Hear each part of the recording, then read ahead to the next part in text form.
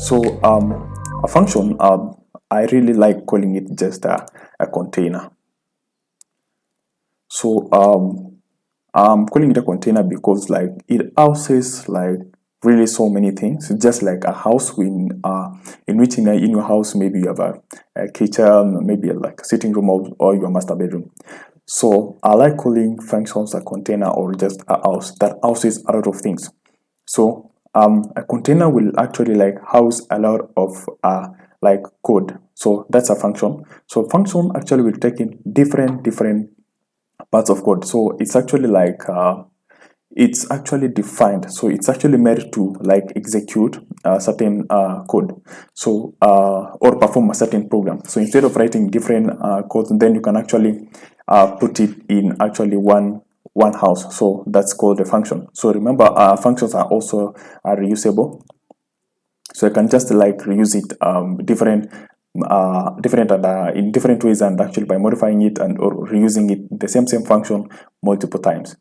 So let's get into defining the first the architecture of a function. So the function takes in the keyword def, so that's def. Then it takes in maybe like a variable name here, and then it takes in the opening and closing brackets, and then a full colon.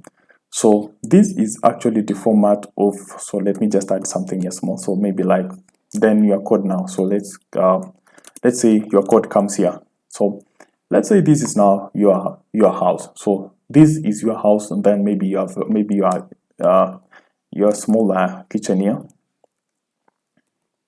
Then you have maybe your master bedroom here. So this is now a function.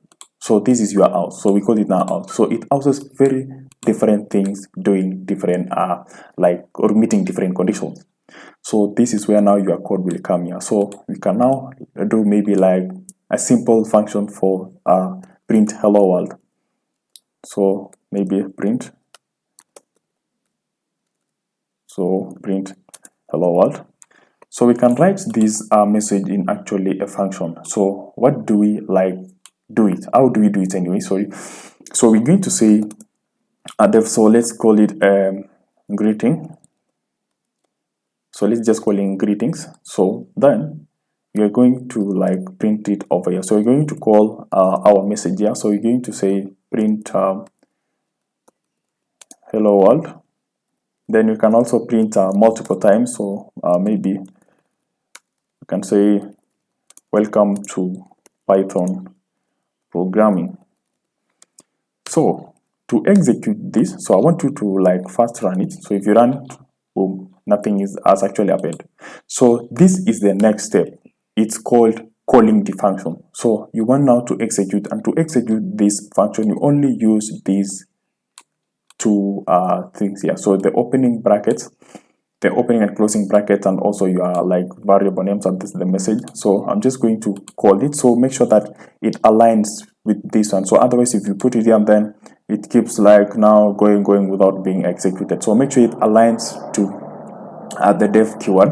So you're going to say greetings, and then like you are done. You don't need to do anything more. So once you run it now, you now see that hello world, welcome to Python programming. So that's a quick one actually. So you can keep like repeating, and so if I now copy that and then again paste here, then run it. Now you see that now it's printing multiple times.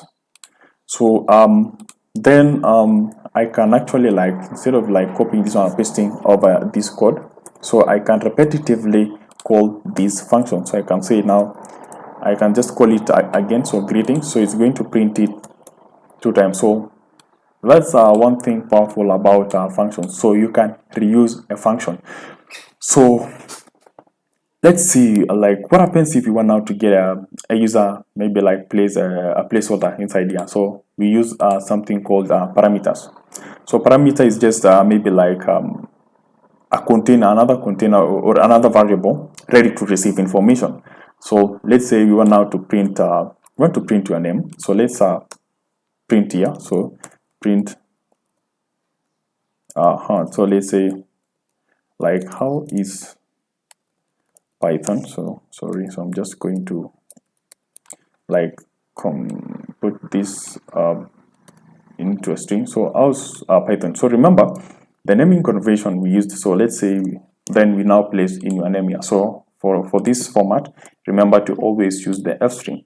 So this, instead of like declaring a variable outside this place, then we use now this one as our parameter. So we are going to say name. So this is just a parameter. So remember, parameter is just a variable, a placeholder ready to receive information. So by passing in your information about this place, so you will now see that we are having an error here. So it says no value for argument name in the function. So that means if you now assign your name this way, then you have to pass in the input of what do you want to place in this placeholder, and this placeholder, this is where now it's going to be called and executed. So let's say I'm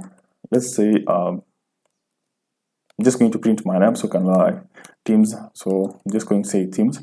So if I now run my program, you see that hello world, how is Python Teams? So then welcome to Python programming. So these are actually the parameters. So don't confuse with arguments. So arguments are very different one.